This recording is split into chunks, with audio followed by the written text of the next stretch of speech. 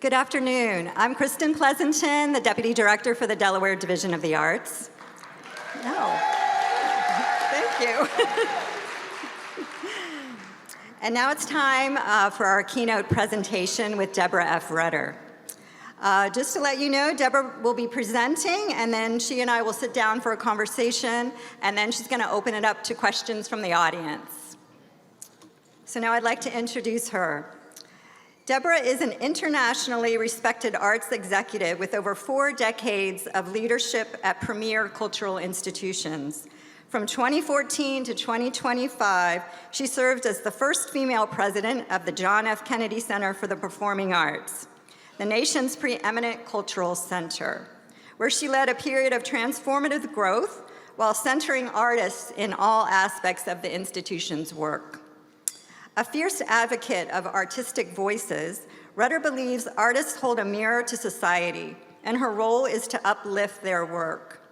She has collaborated with and established strong artistic collaborations with renowned artists throughout her career, including Renee Fleming, Jason Moran, Q-Tip, Carlos Simon, Ricardo Muti, and Yo-Yo Ma. Beginning her career at the Los Angeles Philharmonic, Deborah went on to lead such esteemed cultural institutions as the Chicago Symphony Orchestra from 2003 to 2014, and was executive director of the Seattle Symphony Orchestra from 1992 to 2003. And Deborah is herself a pianist and a violinist. Please join me in welcoming Deborah F. Rutter to the podium.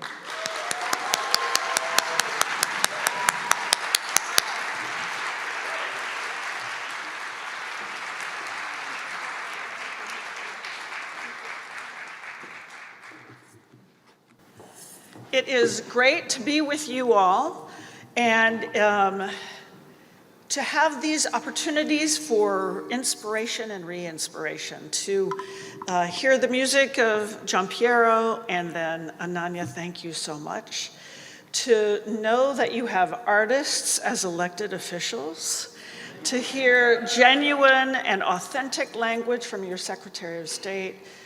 I also want to just say thank you, Representative McBride, for your service and all that you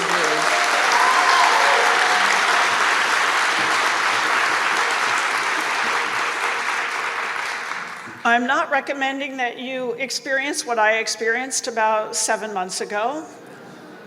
Not very much fun, but I will tell you that it is a really interesting opportunity that I have had over these months in going across the country and having conversations like this in various cities of size, destination, shall we say, and meeting people and hearing and understanding the enthusiasm for the work that we collectively do. It's also really important for me to be able to be in spaces like this where we are with one another, the artists, the arts organization leaders, the philanthropists, the community members, all of the ways in which we support art and artists.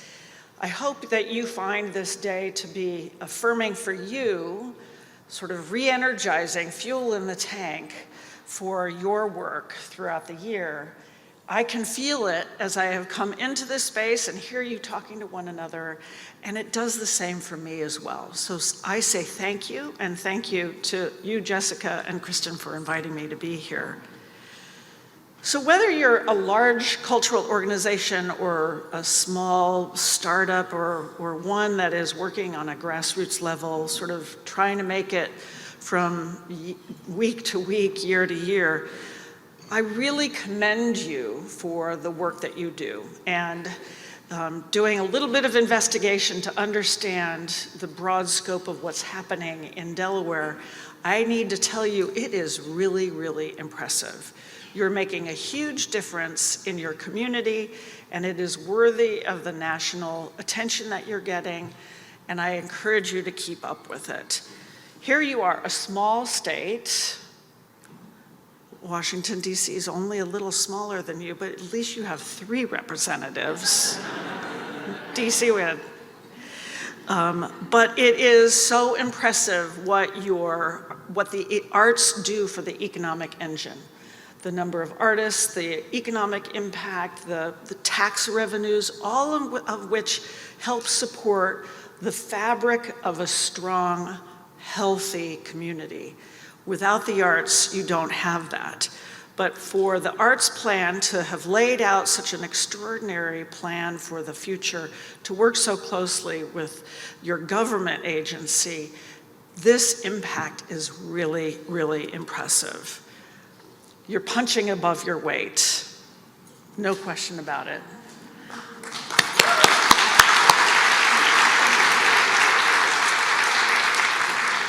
So, you know, once you start hearing people say, she's been working for nearly 5 decades in the arts, you start thinking, oh, everybody's gonna figure out how old I am.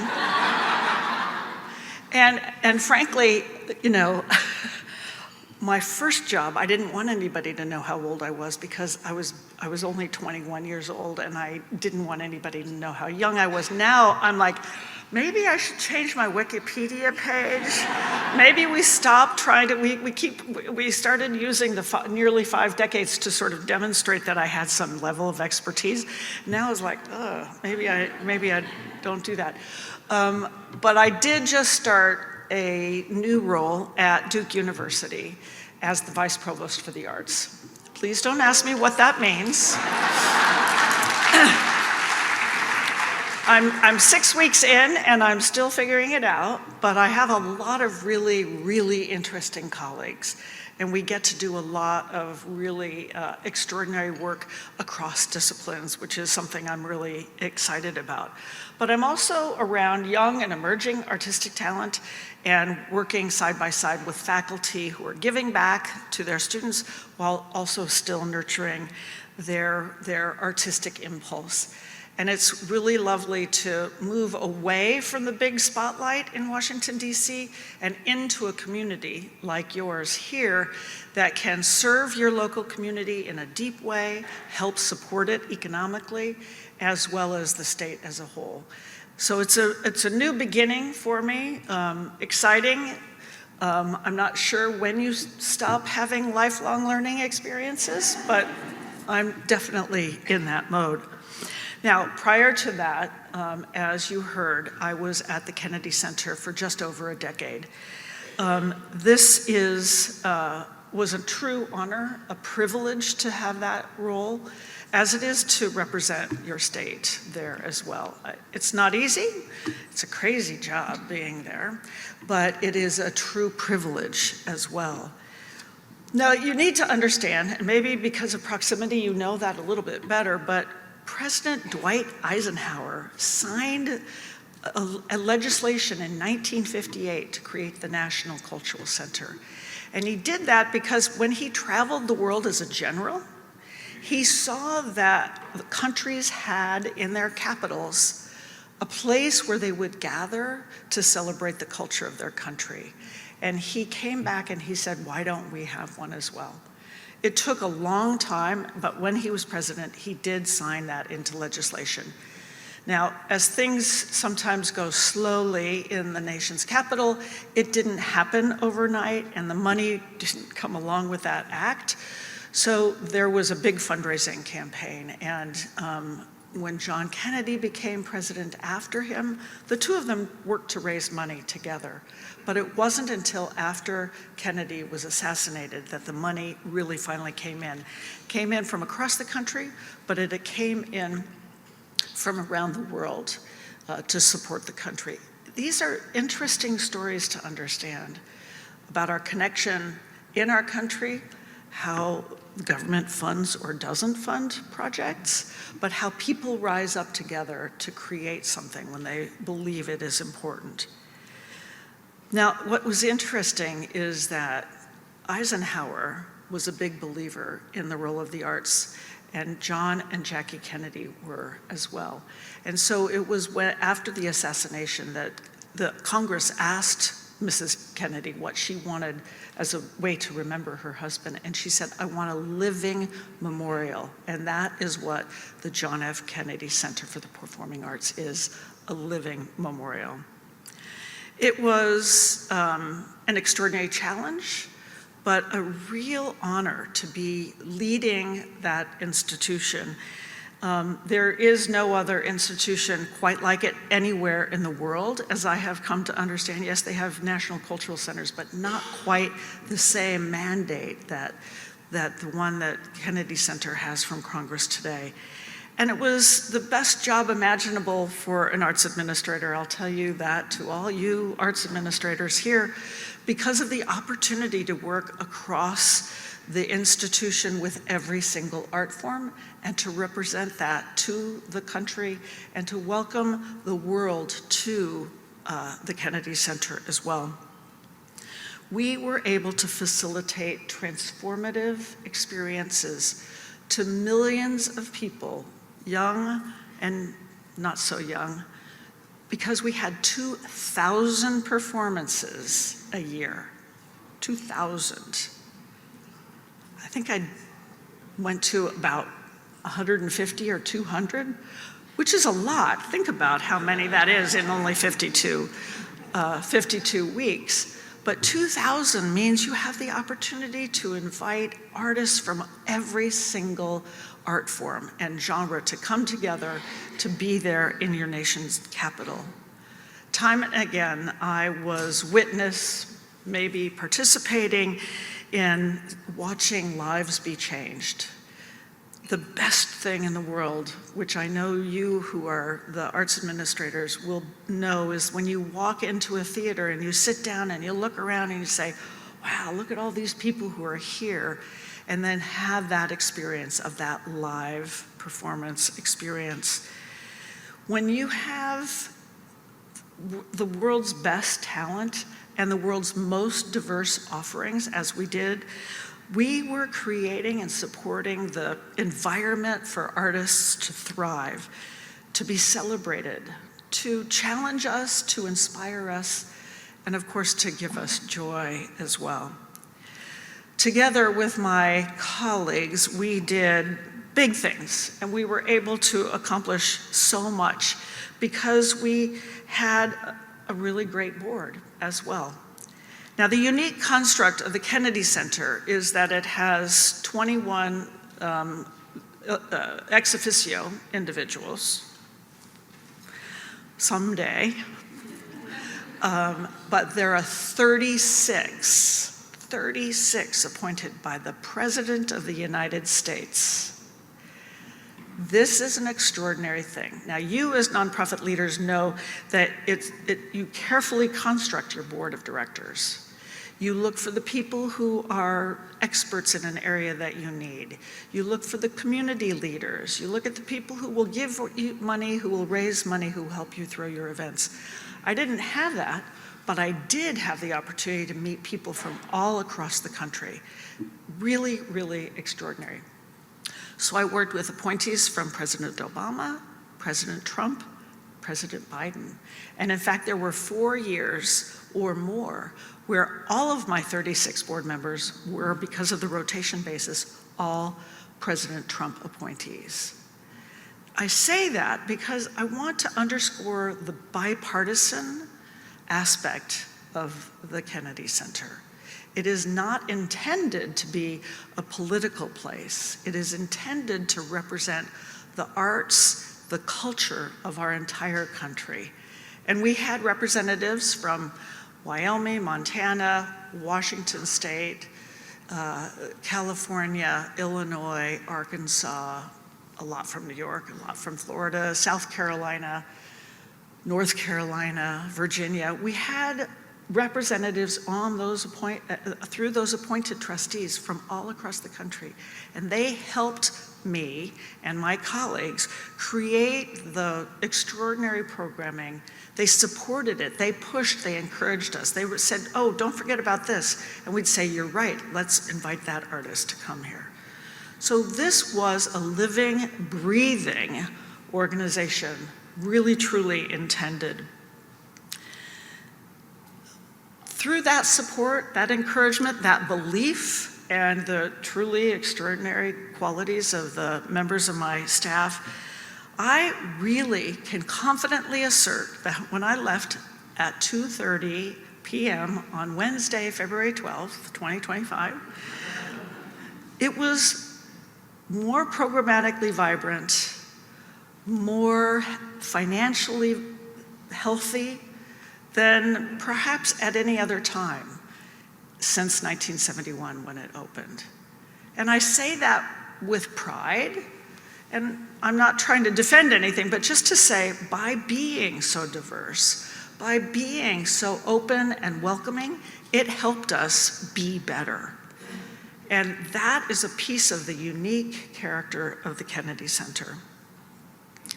So, in much the same way that you, no doubt, work tirelessly to fulfill the mission and the purpose of your organizations, we were really focused, dedicated to ensure that everyone, no matter the background, tradition, social distinction, political party, personal preference, that everyone could see themselves on those stages. And that's really important. That's important in so many ways, because how can you imagine that you could be standing here giving a keynote speech if you'd never seen a woman do that before, or a person of color, or somebody who's sharing their particular culture? It is so important that we represent everything in your National Cultural Center. Now, no single program is intended to be popular for everyone, and it doesn't need to be. You have 2,000 to choose from, after all. So it is important, though, to be as diverse as possible. The Kennedy Center, your national, designated as such, cultural center, has to be that place where everyone is invited to belong, and where, most importantly, artists are made to feel welcome, safe, given the right environment, the right platform on which to perform, and that they are supported. I say that because that doesn't always happen. You understand this very deeply. It's what you do to support the art and the artists that you bring together, whether it's in a gallery or on a stage, in a formal setting and an informal setting. But for artists to be able to authentically share their gifts, they need to know that they have the essential implicit trust, which of course, even in a stage that may not be exactly perfect for the work that Ananya shared, she knew that we would give her the environment for her to do her best work. So the artist must always feel welcome. The artist must be able to feel free to share their unique talents and perspective. And art is really about many, many different things. It's enlightenment, it's encouragement, it's inspiration to maybe see the world a little bit different. And yes, it is also for us to enjoy and be entertained, but it is also a window into another person's heart and soul. Joy is an important part of our world that we do not always get to celebrate, but for 15 minutes today, we did with you. Thank you so much for that. Now, it's been about 20 years. I'm doing this again, but I'm trying to demonstrate that things do take a while, that Yo-Yo Ma, when he was working closely with me at the Chicago Symphony, we developed the concept of citizen artist. Now, this is something that took a while for people to get used to, but now the language around citizen artist and citizen artistry is something that is more commonplace to hear about. But the idea is that those of us who have talents are able to give back to society through whatever those talents are. And as a citizen artist, to be seen and understood as contributing back into the world. And I want to encourage that, as so much conversation about the economic engine and building community, building ways for our students to become more successful in the classroom. It is also about giving back. and as a citizen to give back through your talents. And what's beautiful when you think about it this way, you don't have to use the big C and the big A, but to see all the ways in which artists and arts organizations are giving back to community. This is not something that you do only on an evening or on a Saturday, but something that is really important and giving back and building our communities every single day. People have often asked me, how do we ensure that artists and art forms continue to thrive in the future? And I have a very strong personal affinity for living artists and the creation of new work. When you live in the land of some of the traditional art forms, sometimes there's a sense that, oh, we're just going to do another Beethoven festival, or we're going to do another season of Balanchine choreography. But it's important for us to support and enhance and invest in artists doing brand new work. The way to do this, though, is by building trust with your audience, encouraging them to understand that you're going to bring really great work to your community, and that you pair the classic, it's called classic because they're great masterworks, together with the brand new. But we can't give up one for the other. And I'm always worried when I see people saying, oh, well, we needed to do another Beethoven Ninth Symphony performance because that's the way we're going to sell tickets. Well, let's do that, but let's also make sure that we support artists as the work is being developed. And once you build trust with your audience, you have the ability to introduce new artists. And by bringing in new artists and bring them back over and over again, you will build that trust with your audience to support that new work. It is important for us to support new work, new choreography, new artistic expression, whether that's in spoken word, a new genre of music, all of that. This is why, during my time at the Kennedy Center, it was really important for me to expand the programming.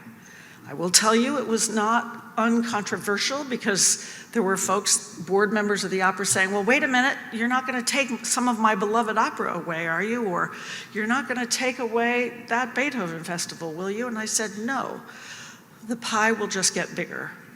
There is room for us to celebrate. When you have so many beautiful stages and so many days, there's room and opportunity for us to expand our offerings. So we expanded what they had as a notion of what is art and culture in our nation, which goes back to my very first point, which is how are we consuming and how are we thinking about culture? Now, this is not a surprise to a couple people here who I spoke to at the break, but it was why in my second year there that we decided to invite Q-Tip to become our artistic director for hip hop. Now this was exciting and a bit terrifying. We had been the first place where Nas had performed with the National Symphony Orchestra, and he's now all over the place doing it with orchestras, and people come up to me and say, we had Nas, and I said, yeah, well, he was at the Kennedy Center a long time ago. But it was Nas and then Kendrick Lamar and a whole festival that we had offered that made me think we shouldn't just do this as individual moments, but have it through the whole season as well. So Q-Tip came, he helped build up a hip hop culture council, and we invited ongoing conversations. And what was really great was that it was not just about the shows that we put on the stage. It was about understanding the culture and going into the relationship with humility and understanding that not all business gets done exactly the same way. And so by inviting different artists, and we invited a lot of different artists to come and really be in residence at the Kennedy Center, we as administrators could be better, and our audiences would be exposed to a new art form that they perhaps hadn't had opportunity to experience personally and directly. And that board member who asked me, but what about my beloved Aida? Will I still be able to have it? And I want those people to come and hear Aida. And I said, great, will you go and learn about their art form of choice too?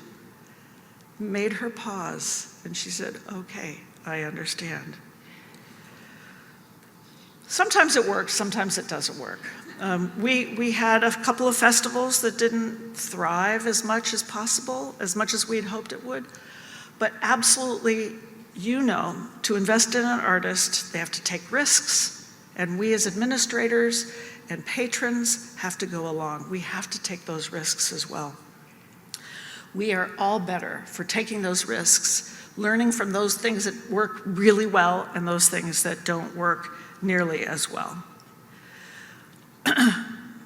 Now, we're at a time where there has been a lot of discussion that there are some people who know better than we do what is great art or what is not great art, what we should be seeing and what we should not be seeing. And yes, I'm going to choose my words carefully.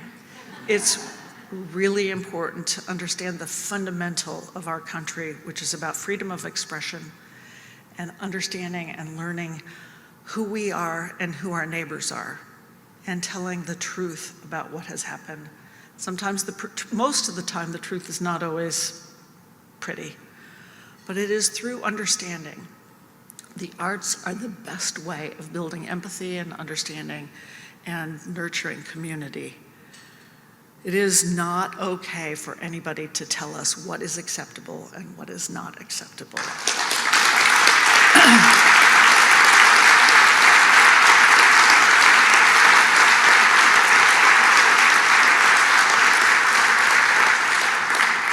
History abounds with experiences and leaders who claim to know and be the true arbiters of cultural expression, what is considered to be counter to our nationalistic identity. And yesterday I was with a woman a prominent conductor who said, perhaps these are the dark days. And I said, I don't want to refer to this as that period of time, because we must and will hang on to the belief that artists will continue to do their work, and we must continue to support them. It is when we stop supporting artists that the artist then has to go underground, preserve that work for another day. But artists can't not do their work. At their core, this is who they are, and they will express themselves, no matter what. And if we don't continue to support them, then we are adhering to and supporting the idea that there's only a few ways in which we can think about art and culture in our country. So I believe that time has a way of addressing egregious wrongs. It's hard in these moments to see that. And we cannot make judgments about those who decide to lean left or right or duck or make adjustments. I don't think that's for us to do, but those who believe in the arts, those who support it, those who are elected officials, who are artists in particular, have a role to play. The artist will always prevail. They will always create, they will always enlighten, they will reshape who we are, how we see the world, what we can do about it. Quite simply, if I can borrow my mirror image, the artist is here. This is the mirror. The artist is holding a mirror to our world.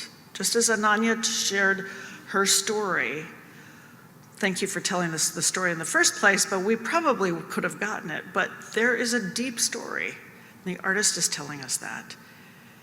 Historians will write on reflection of this time, but the artists are telling the story right now. Right this minute. We are hearing and understanding. We just have to look and support the artists. I have all these pages and I have said only some of the things I was going to say here. Because you've inspired me to have this conversation with you. So people have said, what should we be doing right now? And I want to say to the artists, continue to do your work assertively, with integrity, but don't back off. At no point back off. Tell your story. Continue to do it. Go to those places where you feel safe and supported, and give it all of your heart as you do. And then the rest of us, and to the audiences, we have to follow the artist.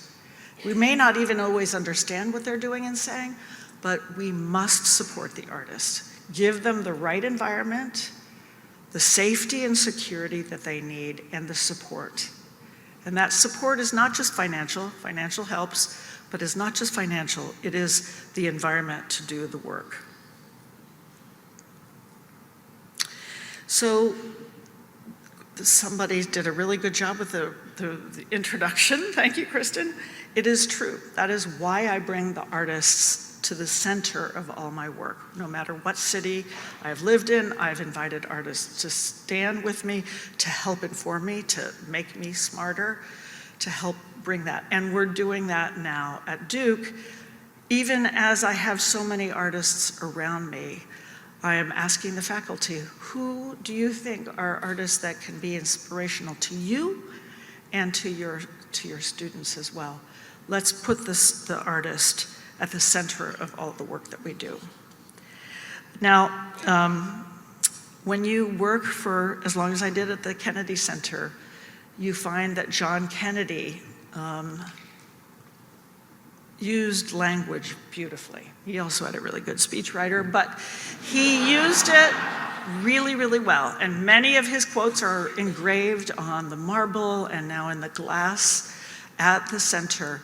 And those of us who work there have found many, many, many quotes. Whatever the topic is, we can find a John F. Kennedy quote. But I think I'd like to close with this, which is something that he included in his address at Amherst College 1 month before his untimely death. And his words ring with renewed clarity, I would say, and serve as a reminder to us of the value and the important role of the artist. So his quote, "I see little of more importance to the future of our country and our civilization than full recognition of the place of the artist. If art is to nourish the roots of our culture, society must set the artist free to follow his or her vision wherever it takes him or her.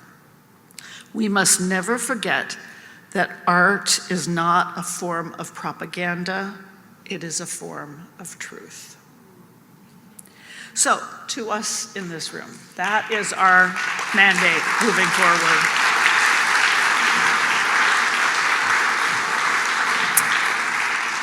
Thank you. You have my respect, my admiration, and appreciation for all that you do. Be strong. Thank you.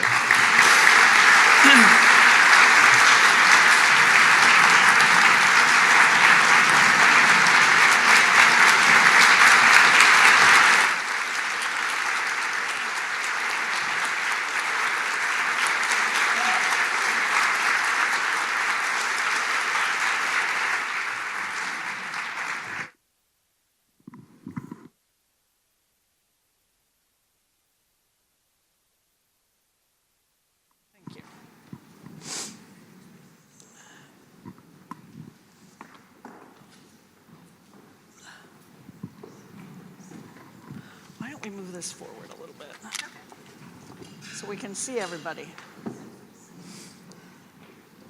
Thank you.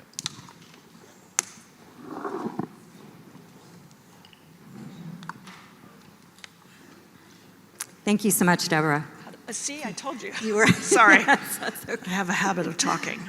So I'm going to ask her a couple questions, and then we'll open it up to the audience. There are several staff members who will have microphones, so you just need to raise your hand, and they'll come to you. and we'll have some time to let you guys ask. So, first of all, going with the theme of our day today, what does being an agent of change mean to you personally?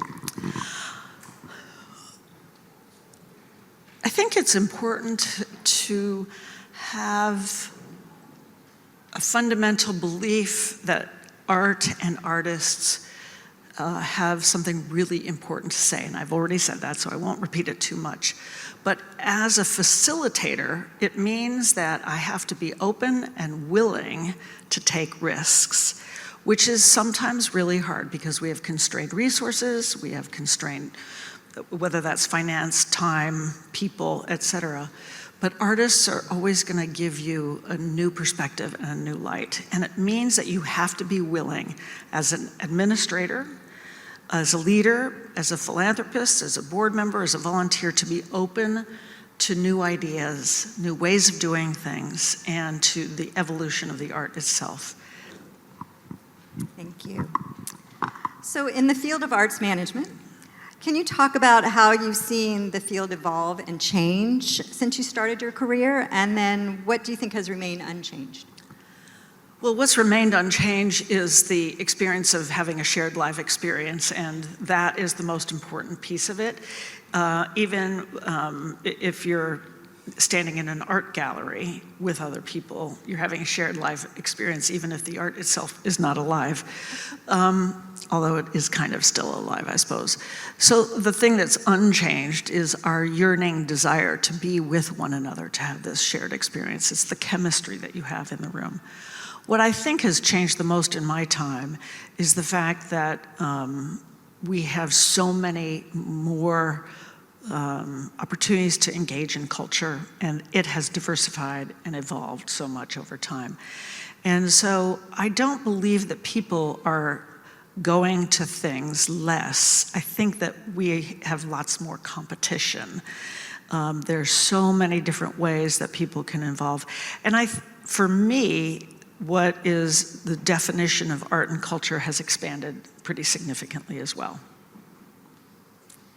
So at the Kennedy Center, you accomplished the incredible task of raising millions of dollars in contributed funds, about $100 million annually, and $250 million in private contributions for the REACH expansion.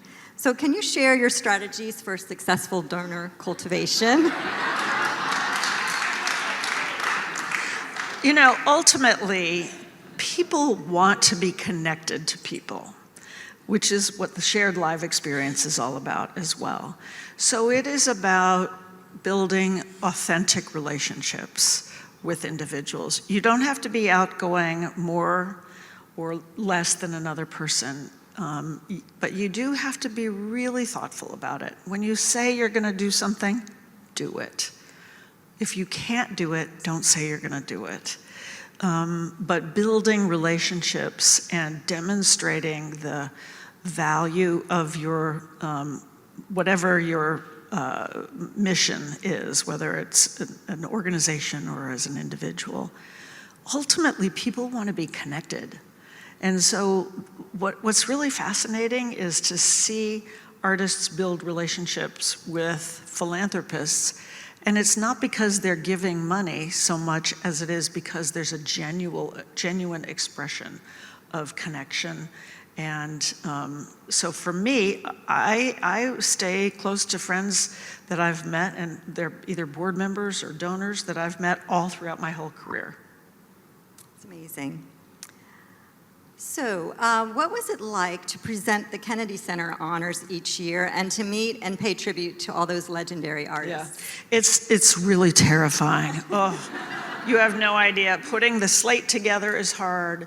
Making sure that you can come up with the right, appropriate tribute segment. Making sure that you're actually doing something that's meaningful for the individual. There have been times before my time where you saw a great show being put on, but it had nothing to do with the artist who was being in tribute. So we changed producers a couple of times, but both times that were really very good. where they really did deep research to understand who the artists were, who was really important to them, and then trying to find a way to make sure that we made the right introductions. It is really, really exciting, mostly in hindsight. In the moment, it's really hard. It's really, really hard. We'll see what the next one's going to be like.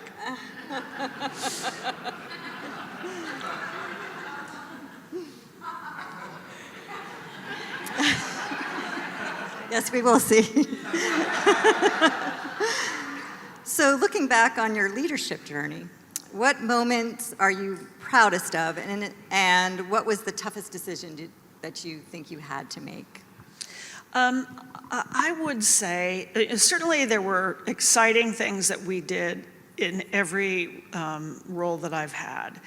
And bringing people together to make transformative events happen for each of the organizations. And the LA Chamber Orchestra is a lot smaller, but we really changed a lot about the way we did our business. We changed downtown Seattle and the Seattle Symphony dramatically during my time there. But being in the National Cultural Center and being able to open it up programmatically to include all of the arts and to welcome artists from all across our country and around the world to the center is probably the thing I'm most proud of. It's the hard, you can't put it on one moment, but it was what it felt like. And what's interesting as the refugees from the Kennedy Center gather in these months, we talk about the pride of being there and the work that we were doing, and I think that's really it. Thank you. So my last question, how do you sustain your own creative and strategic energy as a leader in what can often be very challenging times? I will say that being able to be in conversation like this, to visit other places, to be in conversation either planned or spontaneous about some things that are happening in various parts of the world and our country is what's really helpful to spark ideas. We just had our inaugural meeting of the Duke Arts Advisory Board. Can you imagine that they didn't have one before? But and it was so exciting because we brought people from all over the country, and we had some shared experiences, but it sparked more conversation. But yesterday I was in Bethlehem, Pennsylvania, and having conversations about what's happening there, and to be here today, this is really, food for my soul to think about what we need to do. Now, I do also play the piano and struggle along with my scales and keyboard skills. Thank you, Deborah. That was my last question. So okay. Now, if you have a question, please raise your hand, and we'll have some staff come by. There's some hands raising. Thanks. Roxanne? Okay, right here. Sorry. Hi. I know I'm not alone in sort of the struggle I'm about to describe with other people in this room, but as we're coming up on the nation's 250th, I think we're all sort of thinking, how do we commemorate this moment while also acknowledging the current, climate that we're in? So I think I would just love to hear from you if you have any advice for navigating that sort of conundrum, and also just what you would love to see in the 250th from American institutions. Mm-hmm. Thank you. Those are really great, thoughtful questions. I spent years planning for 2026 at the Kennedy Center. We had beautiful, expansive programming ideas and invitations to artists from all over the country, including inviting artists from every single state to perform. But as I am in my own new space, we're talking about that as well. And we are thinking about it more in terms of understanding who we are and looking and reflecting on the 250 years of history of our country through the arts. So what will the visual arts over the last 250 years tell us? What will be the transformation of song through that period of time? what is the story of the growth of dance and the immigrants who have changed the way we dance in our country, and using all of the arts, that includes food and fashion, to tell the story of who we are. And use it as a moment to acknowledge this anniversary rather than to celebrate it.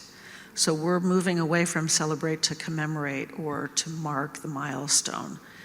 At Duke, we're actually looking at curricular activity as well to talk more about civics, but to invite the indigenous artists to tell the story of North Carolina over these years as well. So we're using it as a moment to acknowledge and mark the moment as opposed to celebrate it. Kathleen. Good afternoon, everyone, and thank you very much for that powerful presentation. My name is Eunice Lafayette. I am a visual folk artist, and I'm going to make a statement from a guy named Bansky, a British street artist, who said, "Art should disturb the comfortable and comfort the disturbed."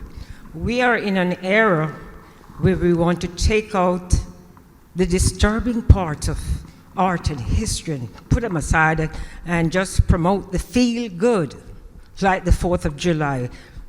But Frederick Douglass said, "What to the slave is the 4th of July." So my question is, how can we be agents of change as well as agents of preservation in terms of preserving our history and even the disturbing parts of history and art? I actually think you just answered by offering it as a question. You've offered the challenge that we have all in front of us. I don't think there's one right way, and I think across this country we will, each community has to address this individually, and it will be different in different parts of the country. I think Delaware is such an interesting place because of the proximity to Philadelphia, the proximity to the South, the unique quality of the character that you have as a community here. But it will be different here than it will be everywhere else, as it should be, because we're all individuals and every community has a different culture. And I think that you need to lean in on that. You need to lean in on the institutions that can help support, but I think that your art museum needs to be able to tell the whole story of your community, and that will be different everywhere. I'm using art museum just as a gathering place. That's true of the concert halls. That's true of the art fair, the community gathering space, the town hall. Each community has to look deep inside themselves to figure out the best way to understand who we are and to support free expression. Lauren. Hi, everyone. Thank you for being here. My name is Wendy Fantini. I represent the Teen Warehouse here in Wilmington. And primarily my population, teenagers from 13 up to 24. And my question is, and recognizing the evolving values in art, how do I leave space for that without having to constantly remind them of the original? Kind of like the sampling question where they love the new music, but did you know it came out in the 70s? Like, I don't want to constantly find myself in a way, you know, challenging their new perspective because it actually, the origins are somewhere else. I want to be able to let that space, but how do we have that, you know, recognition of the origins as well as celebrating the new interpretation or value using those same influences? You know, it's interesting because I was an old mom. I was very interested as an arts administrator to provide opportunities in school for young people to have arts exposure and to learn whatever way they possibly could. But it wasn't until I was literally an old mom that I watched how my daughter was developing and how she needed to use the arts as a tool for her own personal learning. And it wasn't because of me, because I was too, I wanted to make sure that I didn't impose too much on her, shall we say. But it was the school environment that gave her the opportunity to explore her own identity using the arts as a tool. Turns out she is observing and absorbing art and music that I never knew that she was. And so I'm using this as an example, which is she doesn't need to know from me or from her teacher or from another person about where something came from, because her own interest ultimately will drive her to it, or she will learn a lot later. It doesn't really matter, you know? As long as you have an appreciation and you've sparked the interest and the inquiry for the young person, they don't really need to know from where it came from, but they will find out later. There's no question, because what is interesting about the young people today is they have more information available to them than we ever did. So they don't need somebody to say, oh, well, that came from, you know, that was issued when I was your age. That won't matter. They'll figure it out anyway. So my daughter's interests spanned so much more than I ever understood that she was listening to, in particular, just because it was available to her and her curiosity led her there. So the most important thing I think you can do is spark the curiosity. Okay, we have time for one more question. Bree? Hi, my name is Adam Vidixis, and I'm a composer. I live here in Wilmington. I just wanted to first start by thanking you on behalf of Living Artists for the fierce support that you've given over the course of your career. Over my career, I have seen that change in American culture, and that is by and large part supported by your work at some of the most major institutions, so thank you very much. My question is about how artists can advocate better for themselves. Obviously, we do that through our work. Did you see a way, for example, I've worked with many institutions, both large and small around the world, and particularly in the United States, some institutions are very supportive of living artists and others less so, or they see it, as you said, like a zero-sum game that they'll lose audience members or whatever it is that their metric is for figuring out success. Do you see a way for artists, or do you have advice for artists about how they can best advocate in those situations, especially when they have an opportunity to speak with or be kind of working with larger institutions, aside from obviously the work they're doing themselves? So, thank you. Yes. I'm going to use this moment to tell a little story, which is that I started working with composers from the very beginning. Part of my job was to be the person to be the operations manager, helping put on the show for the composer in residence at the LA Philharmonic. And we had 4 programs called Composer's Choice. And this meant that I worked really, really closely, not just with the composer in residence, but whomever he had chosen to be the composer who would choose what the program was going to be. And I got to meet lots and lots and lots of composers. And what I came away with was that violinist over there has a manager who sells them. This composer is always having to sell, it was at that time, himself. He is the one sending out the emails and the links and the newsletter, of which I still get many of those to this day. So it's really interesting, and I say this on your behalf, but on behalf of all living artists who are creating new work, who don't have a natural presenter representative. You have a publisher, but publishers don't generally go out and say, hey, by the way, let's hear the music of, et cetera. So it is important for us to understand that there are different types of artists who have different kinds of way of telling their story. I think one of the ways that I see that's really interesting today is the way artists are working together, and that by marrying dance and new work, new composition, or videography and work, or a theatrical work with using live musicians and the composer. And by marrying and partnering more with a variety of other artists, not necessarily other composers, not that that's bad, friends are great places to find new work, but advocating through the exploration of new work that's being developed, you'll meet a broader cross-section of folks.